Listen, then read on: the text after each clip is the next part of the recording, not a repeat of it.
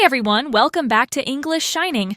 If you've ever wanted to sound more fluent, confident, and, let's be honest, a little more clever when speaking English, you're in the right place. Today, I'm sharing powerful tips on how to express your opinions and disagree politely in advanced English. Ready to level up your speaking game? Let's jump in.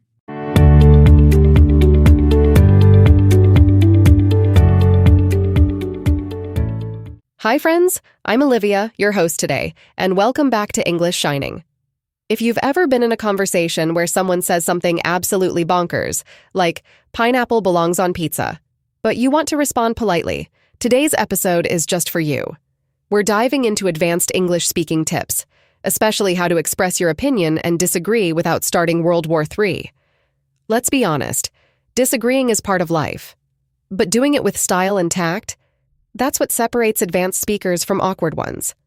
So let's train you to sound like a fluent, polite pro, even when you totally, absolutely, 100% disagree. First things first, when expressing your opinion, avoid sounding like you're shouting into a megaphone. Instead of saying, "I think this is wrong," say something like, "Well, from my point of view," or "in my opinion." These little phrases are called hedging expressions. They soften your tone and they're magic in keeping conversations friendly. Here's a simple example. Let's say someone says, "I think English grammar is easy." Now you don't want to just go, "You're wrong," unless you're trying to end the conversation quickly. Instead, try this. That's interesting. From my perspective, some parts of English grammar can be quite tricky, especially phrasal verbs and conditionals. See? You disagreed, but you didn't sound like a grammar snob. Here's your first tip. Tip 1. Use hedging language to soften your statements. Try phrases like, "As far as I can tell."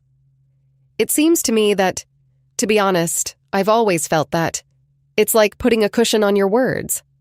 Softer landing, fewer bruised egos. But before we move forward, don't forget to like this video and subscribe to English Shining. That way, you'll get early updates every time we drop a new lesson. Let's keep learning together. Tip 2. Start with agreement, then add your view. Let's say someone says, "Working from home is the best." Now, if you completely disagree, you could say, "I see where you're coming from, and I agree it has its benefits. However, I personally miss the energy of an office environment. You see the structure? Agree a little, then slide in your own view." Here's another example. Absolutely. Flexibility is amazing. But for me, the lack of social interaction can be a bit tough. You're not starting a debate. You're sharing perspective. Think of it like dancing, not wrestling. Tip 3.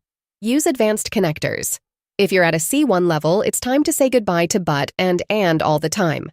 Instead, try these. That being said. Nevertheless. On the other hand. Even so. Example. I love living in the city. That being said, the noise can be overwhelming at times. This kind of phrasing makes you sound fluent, and maybe a little like a diplomat. Tip 4. Use polite disagreement phrases. Sometimes you just can't agree. And that's okay. The trick is to disagree nicely. Use phrases like, "I'm not sure I completely agree." That's an interesting point, but have you considered, "I understand your view, though I see it a bit differently." Let's say someone says, "Everyone should learn 3 languages by age 10. You could reply, "That's a really impressive goal, though realistically, it might depend on the child's environment and resources." You didn't say, "No way." You offered nuance. Gold star for you. Tip 5. Ask for clarification instead of jumping to disagree. Before you say, "That's nonsense," try asking for more details. This shows curiosity and gives you time to think. Say, "Could you explain what you mean by that?" Or, "I'd love to understand your reasoning. Can you tell me more?" It's like buying time and sounding smart. Now let's try a full example using everything we've learned. Friend. I think social media is completely ruining our communication skills. You. That's an interesting take. I can see how constant texting might affect deeper conversations. That being said, I think social media also helps people stay connected, especially those who live far apart. Look at you. Agreeing, adding nuance, using fancy phrases. Fluent, polite, balanced. Boom. Bonus. Tip, use tone and body language. Yes, even in online calls. Smile, nod, and keep your voice calm. No one wants to argue with a smiling English speaker, unless you're smiling too much.